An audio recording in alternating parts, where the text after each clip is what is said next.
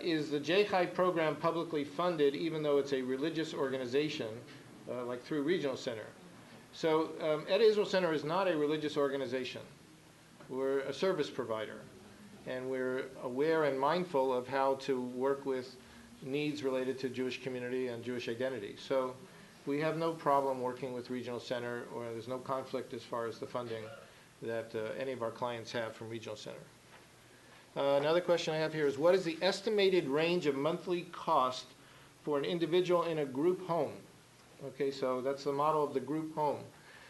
Group homes are licensed at different levels according to the ratio of staff of individual to residents. There can be a 1-to-6 ratio, there can be a 1-to-3 ratio, a 1-to-2 ratio, and Regional Center reimburses at different levels. However, what I would point out is that, again, just like the J in JCHAI, the Jewish aspect of this new apartment program, there is the ability to provide Jewish programming in the group homes. And that piece is approximately about $1,500 a month more than what the state reimburses us. So that's the approximate cost there. Is that per person? Per person per month.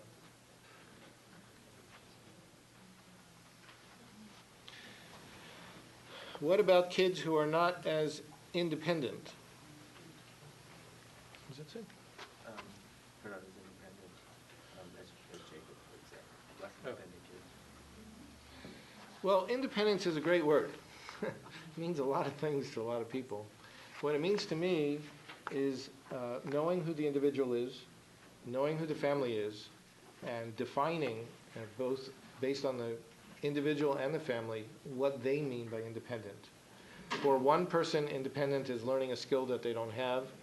For another, it might mean actually going out, learning to use the transportation system by themselves or use access by themselves.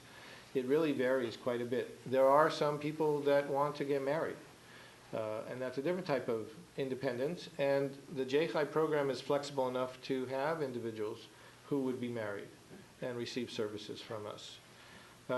So we're customizing how the services are provided and how the support is provided. So again, let's say if somebody, quote unquote, seems less independent than someone else, we need to determine what is the type of need that they have. And if it's a private pay family and they want or need more services, we can provide more services. If it's a family that, through conversation and meetings, is eligible for further regional center support, such as ILS, Independent Living Skills, then we would be working with the regional center and the family to see that there's more support in the form of ILS for the resident. There's so many questions. Does the cost include an adult staff member to live in the apartment? As long as it's not the mother or father.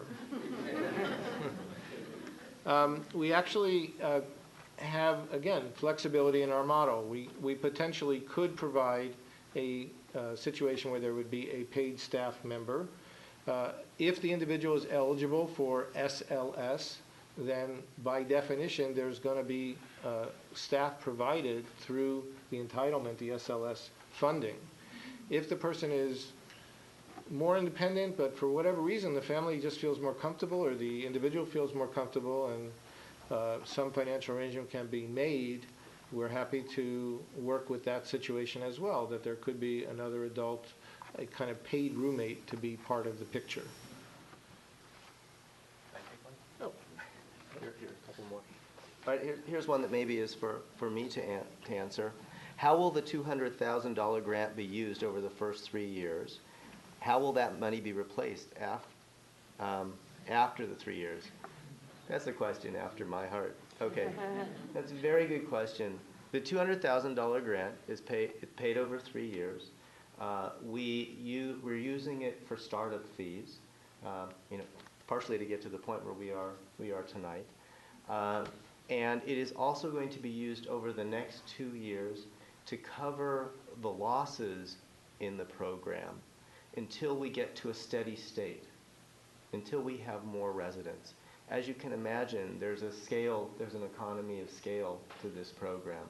And like any startup enterprise, you have losses for a while. And it allows us to have a sliding scale as well over that period of time.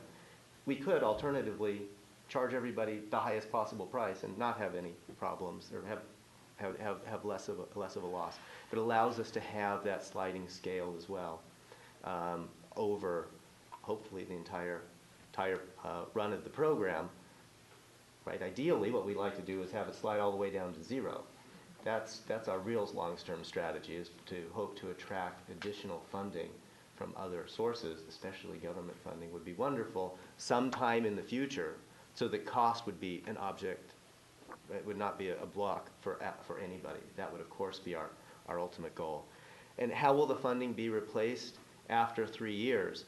It's a very good question. As part of this program, part of the grant requirement was, and we would do this anyway, is that we have a third-party evaluator.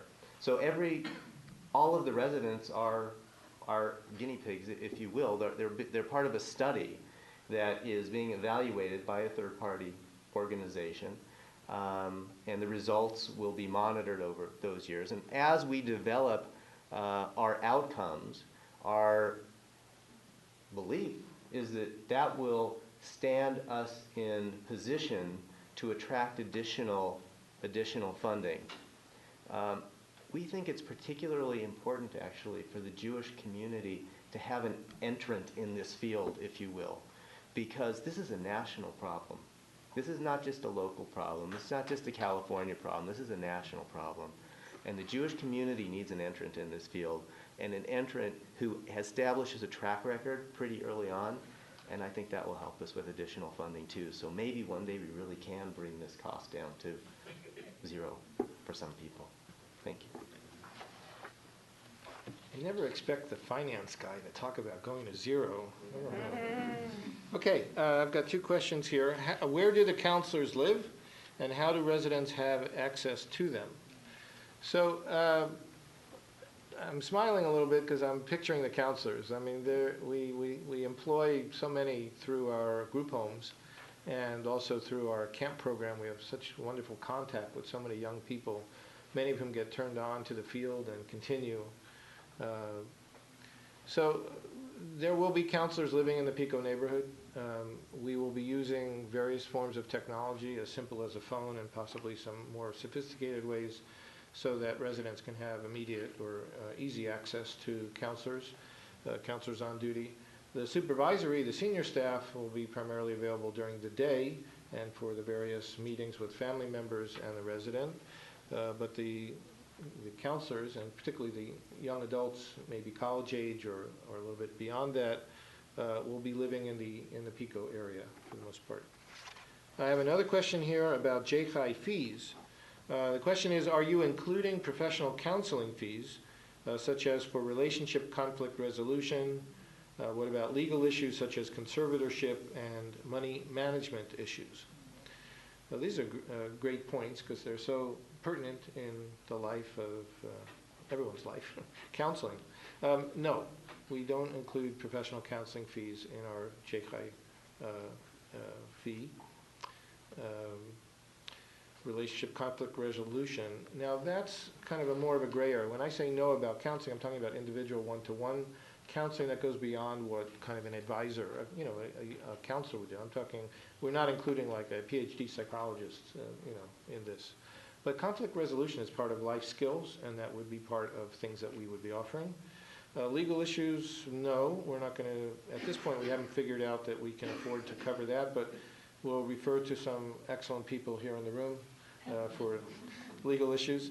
And money management issues are also part of life skills, and we would be working on that with residents. We have, I think, time for 2 more. Supported apartment living. Does it help with daily medication management? Absolutely, absolutely. I mean, first of all, I always try to speak to families and put things in what I call a normalized context. For example, I have a family that's always speaking to me about their individual in the group home who's gaining weight. And they talk to me as if it's the end of the world. And I said, how many Americans are struggling with weight gain right now? It's hardly a unique problem for one individual. It's a problem that's society-wide. We do monitor and try to encourage healthy eating, nutrition, exercise, and all the appropriate things. Many people in our society, special needs and not, take medication for many different things. But absolutely, we would provide the proper oversight, getting the medications, having them there, having them under proper control and procedure, and so forth.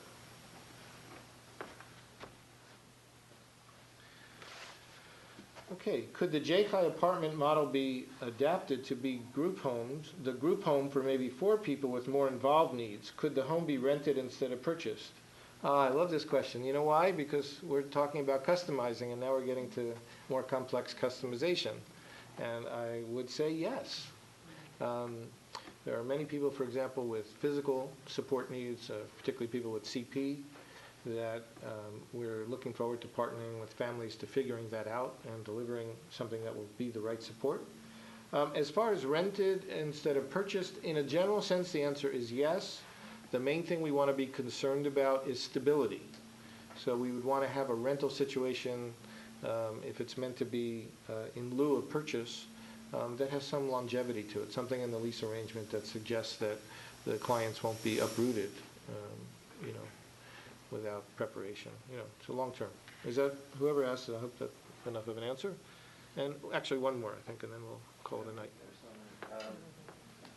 No? My regional, by the way, we have some regional center workers here. I hope this isn't the one. My regional center worker said that regional center helps pay for Etta Israel Center group home after SSI.